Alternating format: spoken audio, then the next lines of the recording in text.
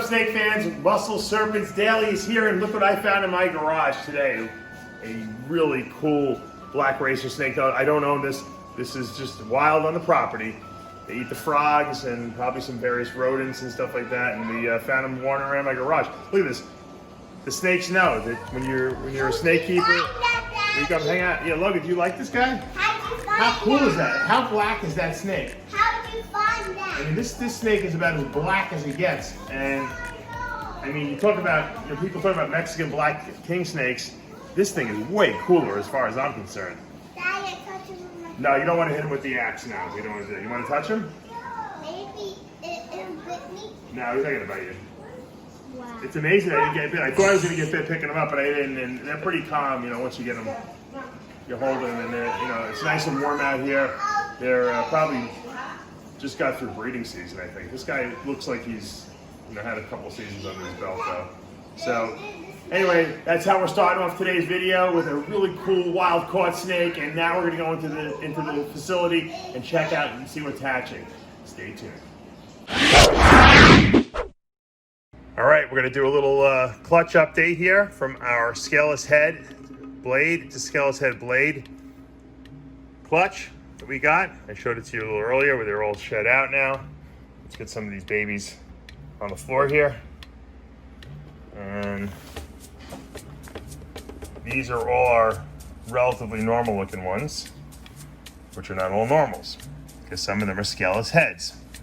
When you breed a scaleless head to a scaleless head, 25% of the babies will be normal, 25% will be scaleless head, or excuse me, will be completely scaleless, and then the other 50% will actually be scaleless heads.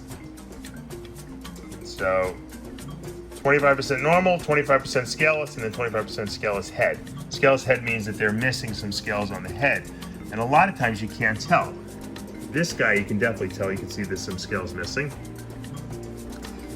The way you can verify it is you flip them over. I've showed you guys this before.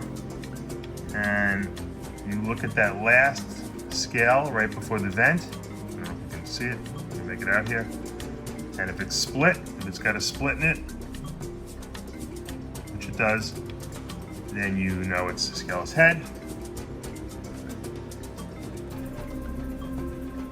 You can just tell this animal's not normal looking. Think about it. Does that look like a normal ball python? No. The scaleless heads actually have different patterns of their body as well. If you look at this guy, he's missing some scales. It looks like you can flip him over. Once again, it's not that easy when they're little because the scales are so small. But we can look at this last one. I'll try to zoom that in. You can see this little split there. This one definitely looks like it's got some blade in it, more blade than the other ones say. Blade's a hard gene to really decipher, unless it's really extreme. This guy's really nice looking. But these are not the ones we want to look at. Those are cool. These are the guys. These are the all-stars we want to see. The 3 scaleless that we produced. This one definitely looks scaleless blade to me. One of the females is already sold from the last video I did. Someone contacted me and said, I want it, I want her. And so one of the females is gone. But, oh, we got some flies. These are gorgeous. I just want to give you guys an update. They're really nice. They shed out really perfectly, I gotta say. And they look better than the female I produced last year. It was growing pretty well. But these guys look really, really exquisite. Perfectly shaped heads, everything. Look at that. That's really nice looking scaleless. And once again, if you look, they got no scales on the bottom either. Completely scaleless animal. Look at that. Look how cool the bottom looks of these animals. Just really, really cool. Almost looks like a blade on the bottom there, right? All right, let's check out the next clutch. And since everyone is cooperating here, I'm not going to even move them or take them outside. I'm just going to show you guys right here. This is my Orange Dream Super Enchi Freeway male that I bred to my high intensity Orange Dream Enchi yellow belly. And we produced this insane set clutch. Got 2 ivories, actually 3 ivories, which will, you know, those are super yellow bellies, of course. They're possible super orange dream. There's possible super high intensity orange dream. You know, there's a lot of potentials in here. I produced this, what I believe to be a super orange dream here, which is either yellow belly or asphalt. Doesn't look very yellow belly, so I would guess this is probably asphalt. Super orange dream asphalt, really nice looking one right there. This one I told you last time, I didn't know what it was. I mean, even after shedding, it looks even crazier. It doesn't look, it looks Asiatic almost. It doesn't look orange dream to me. We know it's Enchi because everything's got to be Enchi, and I know it's either yellow belly or asphalt. Doesn't look like any Enchi yellow belly or any Enchi asphalt I've ever seen. It's very light, which tells me possibly that the high intensity gene might be isolated here without the orange dream. I don't know. Right? I mean, it's possible. Here's a an Enchi right there. Yellow belly or asphalt. This is an Enchi yellow belly or asphalt. And then we have the 2 super freaks of the litter. Let's look at this guy first. This is Orange Dream, Mardi Gras, Orange Dream, Enchi Freeway, for sure. Look at that belly, white belly that Orange Dream gives it. Almost looks pie coming up the side. Not cooperating, but probably the nicest Orange Dream. I have to almost believe that there might be, I think there might be high intensity. This might be a high intensity Orange Dream Freeway, because it's like I said, it's like a real super freak, this thing. I haven't seen anything like it. I don't think it's super Enchi, although the head stamp might indicate otherwise. I think it's I don't know, maybe it's super orange dream because the belly's really white. Then you look at this freak of nature here, and this one is just outstanding. Even better after shedding.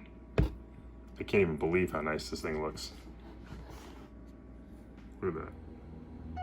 That's super orange dream, super Enchi, high intensity orange dream for sure. Freeway.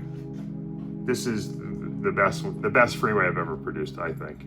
Even better than the banana orange dream Freeway, which is really nice looking too. That's just wild looking. But this one is really nice too. I almost have to keep both of them. I mean, this is a really, really nice colored one. I mean, I have to show this to Ozzy and see what he thinks. I almost think that this has to be super orange dream. I just don't know what would differentiate this from this. I mean, this doesn't look anything like this. This doesn't even look like a Freeway, but it's gotta be. It's just nuts looking. I'm getting bitten up with these guys. White belly. I don't know.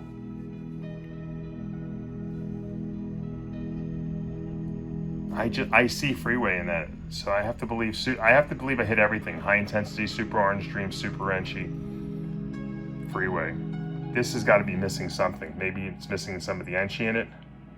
Maybe it only has 1 copy of Enchi. It looks super orange dream though to me. It's really orangey. It's got like all these little orange highlights here. Really nice litter. Happy with this clutch for sure. All right, I want to show you this great pickup I got from Justin Kobylka. I'm always buying a couple snakes from Justin every year, and I went a little nuts. This is a Fire Confusion Batman, also known as a Fire gene, the Confusion gene, which is kind of like the Static gene and the Acid gene. It kind of messes up pattern. They're all pretty much the same. This is the Confusion Fire that also is Leopard, Spot Nose, and Clown. So this is a super, no pun intended, powerhouse female. Hopefully she'll eat for me and get up to size in the next 2 years so I can breed her. But I want to thank Justin Kobylka for producing some really high quality snakes. And it's always a pleasure to do business with him.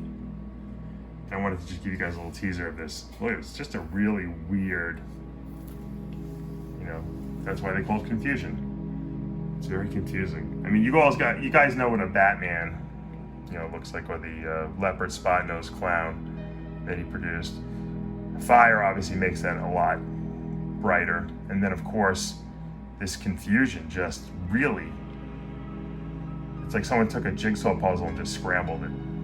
I just like the look of this snake, and I think it has a lot of potential to mix a lot of cool stuff into it down the road. So hopefully, you know, I'll get to show you some babies from this snake in the next 2 years. Just thought I'd give you a little update. Sometimes I pick up some cool stuff too. I don't just make stuff. I probably buy way too much, but you got to buy new stuff to make good stuff, I always say. And it's always good to buy from a reputable breeder. Here's another really cool female I wanted to show you that I produced 2 years ago. This is a banana black pastel pie. This girl was the greatest eater of all time when I first, you know, produced her. She ate. I said, man, this girl's gonna be up to size in no time. Some of her sisters, or not sisters, but, you know, snakes I produced the same year as her, bred this year for me, you know, amazingly enough. This girl just stopped eating. She stopped eating so badly that there was a mouse that was in there with her that I didn't know that she didn't kill. I guess it was like almost like sleeping under the hide box with her, and it was biting the hell out of her. And she was all like rattied up, but she's since healed up and shed, and thank God. And it's amazing, these ball pythons. This girl has not eaten in probably 3 months. And she's got nice girthy size to her. She's not underweight by any means. She's healthy looking in every way. She just doesn't want to eat. She hit her little, I'm gonna throw a temper tantrum stage where I'm not eating until I'm ready. And when I'm ready to start breeding, I'll start eating. And that's the ball python game, guys. Understand that that's what happens. Just when you think you got this great genetic powerhouse and they just decide, hey, we're not eating anymore. We're done, we're taking a break. And ball pythons will limit themselves like that. And you have to understand that. Because I was hoping to get her up to size, breed her to like my black pastel pie to possibly produce some purple panda pies. I produced the panda pies last year, and hopefully this year I have some eggs in the incubator. We're going to see what we can produce, but this girl hopefully will be a future breeder and we can produce some purple panda pies, because that would be really cool. All right, just a little update. A few people asked me to give them an update of my boa litter I had earlier this year. It was a very small litter, only 3 babies, and 1 died actually. But here was one of the fire opals, which is a sharp albino blood. It also has the hypo gene in it. So it's a Sunglow blood, if you want to call it that. They call it the fire opal. Eating nicely, growing. These multi-gene animals, especially the ones with albino, are very weak a lot of times as babies sometimes. And you got to really nurture them. You got to keep them well hydrated. I keep the paper towels in this here very wet for the first 2 months of its life, basically, until it really starts eating. And it's been eating regularly now for the last couple of weeks. Some little fuzzy mice, and just had a nice shed. Look at all that nice white in it. You can see that tail that has the white outlines. That's the hypo gene right there, showing itself. Just a really nice looking boa, and I'll probably wind up keeping this. I have a male I produced 2 years from that same litter. I just love the fire opals. They're just exquisite looking. And I lost the litter mate to this one. It had an eye that was a little infected. I was treating it, and I thought the eye was going to be okay, but then the snake just wasn't thriving, you know, and it just died. You know, sometimes that happens though. But I'm going to show you another litter mate to this that's also doing pretty well. Now this is a Sunglow het blood, so it's a hypo sharp albino het blood. It's got a little shed on its head. This girl was not doing well at all, and I was convinced it was not going to make it either, and I was very concerned about it. And it's still fragile, but it ate last week, and it finally shed out. So that gave me some really nice hope that it's doing much better. And once again, they're just really fragile. I think they were a little premature, these babies, when they came out, and that's why they were so small. I kept them in the incubator for over a month. Didn't feed them nothing. So they're just starting to, they're almost like newborns right now. You know, it's amazing. And it's been, let's see, wow, it's been about a month and a half already since they were born. Or 2 months. It's been over 2 months. It's been 2.5 months since they were born. So that's, you know, that just shows you how regressed they were and how they're finally catching up. But it happens. It happens a lot of these, like I said, multi-gene morphs, especially the ones that contain albino. But I'm happy. I'm pretty convinced that this one's going to make it, and she's going to do really well. So, because once they start eating, you're in good shape. So we'll just keep an eye on her. I'll keep you guys updated. All right, let's end today's video with this stud here. Look at this guy. GHI Mojave Spider Hurricane. Male I produced. He's going to be breeding this year for me. He's put on some nice size. This is the one I called the Godfather ball. It looks like the Godfather on the head. Or it looks like my dad wanted them. I've showed you these guys many times. He's just getting better and better as he ages. It's unbelievable. You know, you talk about ball pythons not getting better. This guy is getting better and better as he gets bigger. I cannot wait to plug this guy into a bunch of different projects. More hurricane stuff, absolutely, because I would love to produce this snake in a super hurricane. It would be outrageous if I did that. I mean, look at him. He is just really, really nice. Nice size. And once again, he is the Godfather ball python. I named him. There he is. You see it on the head.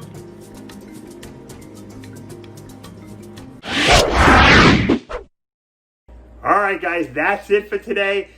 You got to see me catch a wild caught snake right on my garage, a beautiful black racer snake. And then we went and saw some cool morphs and crazy stuff in the facility itself here.